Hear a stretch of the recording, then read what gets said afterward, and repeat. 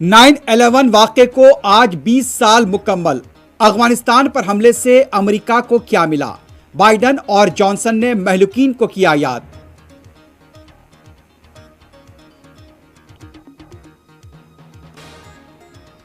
तालिबान हुकूमत की आज होने वाली हल्फबर्दारी तकरीब मनसूख, तर्जुमान ने की वजाहत।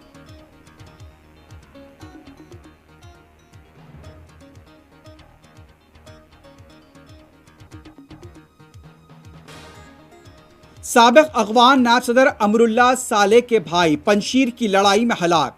गुलबदीन हिकमतयार ने तालिबान हुकूमत की तायीद का किया ऐलान।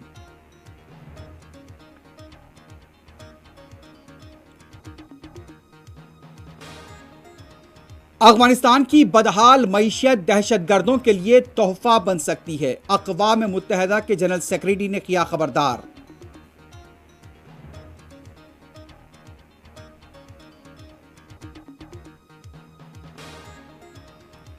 मुल्क में आज कोविड के 33,376 नए केसेस, 308 अमवात की तस्दीक।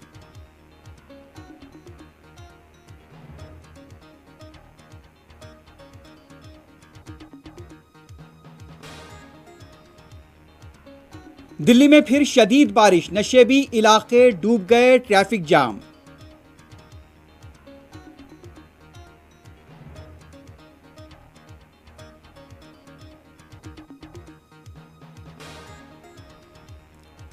राजस्थान में ज़ईफ सिख शख्स को अशरार ने किया ज़ुदको, वीडियो मंजर-ए-आम पर।